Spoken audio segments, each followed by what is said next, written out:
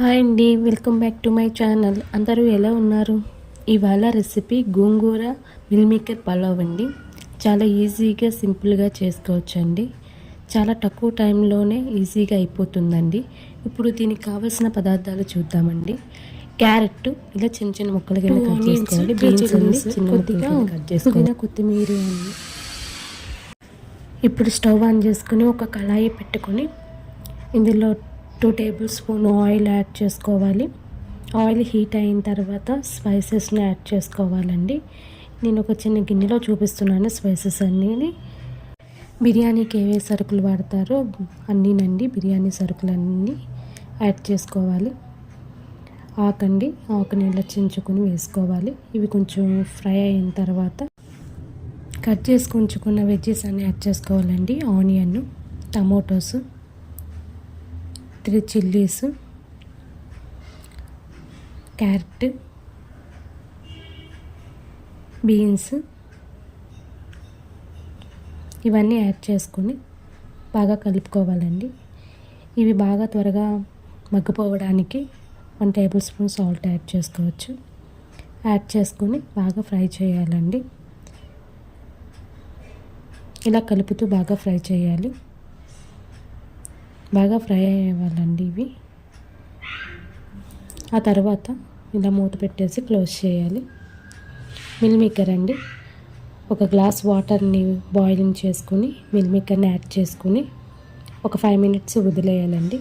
ఇప్పుడు brown onion కోసం కళాయి పెట్టుకుని కొద్దిగా ఆయిల్ వేసుకుని ఒక ఉల్లిపాయని ఇలా స్లైసెస్ కింద కట్ చేసుకు వేసుకోవాలి.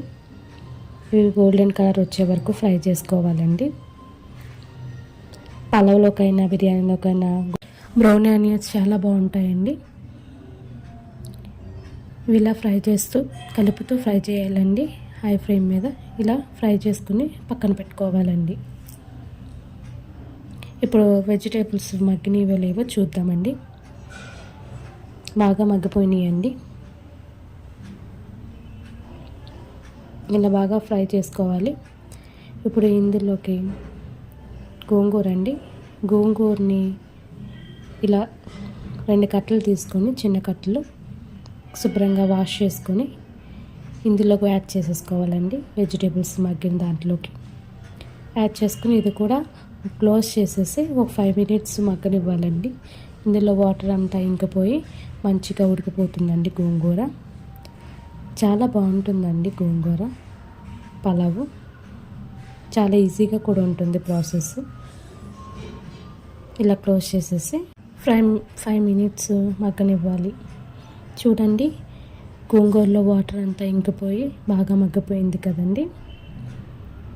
ఇలా మగ్గపెట్టుకోవాలి.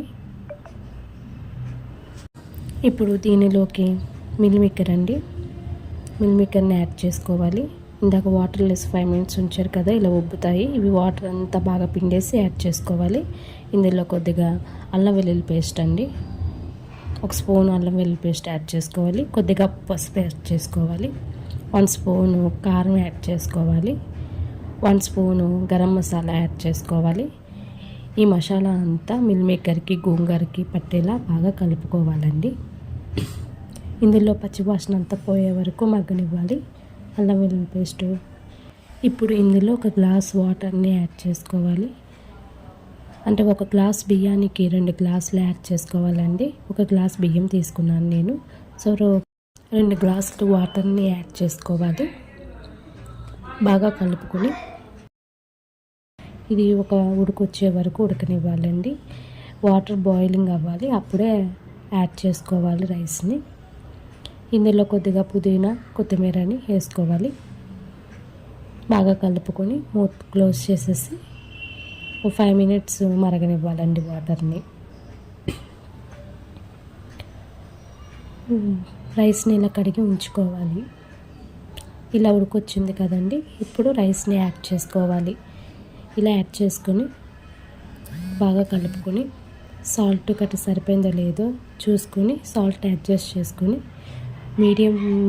ఫ్లేమ్ని మీడియం ఫ్లేమ్లో పెట్టి క్లోజ్ చేసి ఒక 10 మినిట్స్ మగ్గనివ్వాలండి. చూడండి, 10 మినిట్స్ తర్వాత రైస్ ఎలా కుక్ అయిందో. ఇందులో కొంచెం బ్రౌన్ ఆనియన్స్ని యాడ్ చేసుకోవాలి. యాడ్ చేసుకుని ఇంకొక 5 మినిట్స్ మీడియం ఫ్లేమ్ మీద మగ్గనివ్వాలి. అంతేనండి, రెడీ అయిపోయింది వేడి వేడి మిల్ మేకర్ గోంగూర పలావు. రైతాతో సర్వ్ చేసుకుంటే చాలా బాగుంటుంది. ఈ వీడియో కనుక మీకు నచ్చితే please like and subscribe and share. Thank you.